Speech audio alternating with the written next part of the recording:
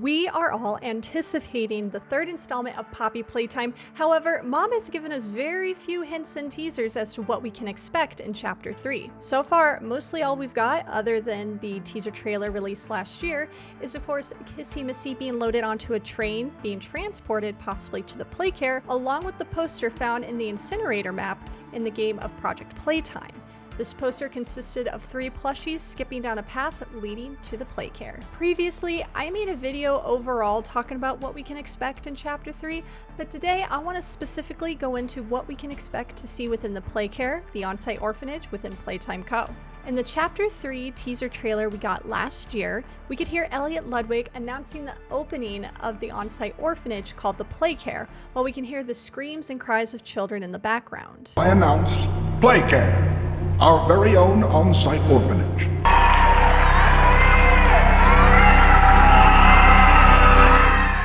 The Playcare, of course, is a play on words here of the word daycare. While acting as a place for the children to live, grow, and do activities, we'll also add a darker side to the game's narrative. Before we get into this video, I want to thank you so much already for watching thus far. Of course, if you're enjoying this video, give it a big ol' thumbs up, and don't forget to click that subscribe button if you want to see more Poppy Playtime content by yours truly and more information as the Chapter 3 ARG is released, and of course, when we get the full release of Chapter 3. With all that said, let's go ahead and get into the Playcare.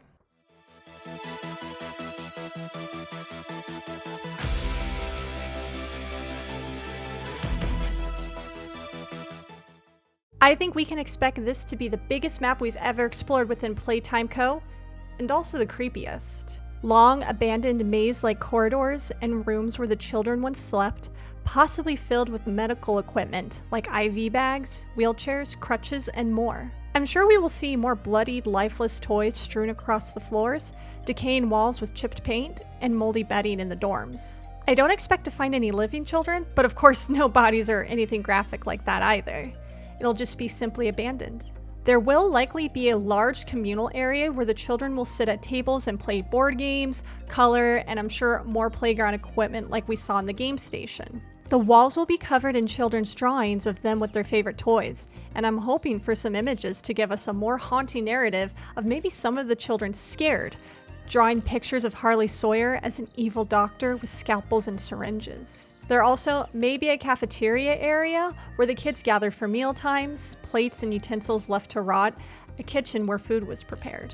It's possible a school-like setup may be present where the kids learn basic school subjects, filled with abandoned desks and chalkboard writings with pleas for help. Last, an infirmary, where at first glance is a place where the children are sent to for illnesses and injuries, but in reality where the kids were sent to be experimented on, their vitals taken, preparing them for more testing, or worse. With a basic idea of what we can expect the layout to be or look like, I want to now talk about gameplay elements, and that means we're going to start with the grab pack hands. I'm hoping we will get more than one hand and be able to store them in our inventory using a scroll wheel selection to choose the right hand for the challenge or puzzle. As for hand types, we should hopefully still have our green electric hand, but other elements could come into play. Imagine a metal heat hand that can weld pipes together after holding it in place for a few seconds, or ignite flammable substances like a gas canister. Maybe a special golden hand type that was used by higher-ups like Leith Pierre or Stella Graber to gain access to restricted areas, with challenges to complete in order to obtain them.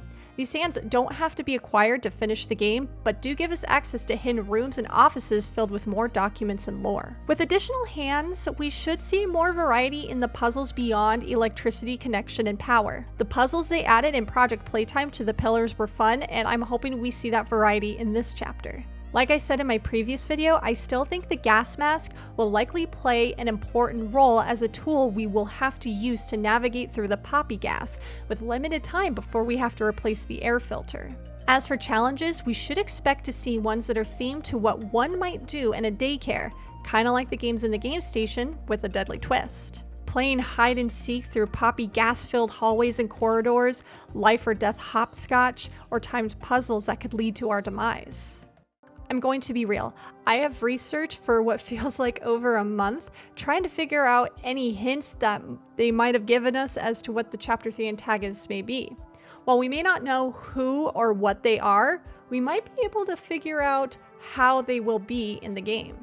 The antagonists will likely be similar to Mommy Longlegs, parental in nature, living in the Playcare, taking care of and nurturing the children living within the walls of the orphanage. However, this one will probably be more unhinged than Mommy Longlegs ever was. While Mommy Longlegs was in despair that the children disappeared and she was left to rot, I believe this antagonist will be in denial that the children are gone. When we step into the Playcare, lost in their delusion, the toy may believe us to be a child and have us do daily activities in the Playcare the children used to do, as the toy may have been their caretaker. The entire time we are with this toy, we are trying to sneak away without angering them. These activities may grow to be more dangerous, the toy injuring us and putting us in life-threatening situations without knowing any better. The toy could also be hallucinating, as they may have been breathing in that red poppy gas the entire time, driving them more insane. Eventually, things will turn south and the antagonist will become feral and hunt us down in another adrenaline-filled chase sequence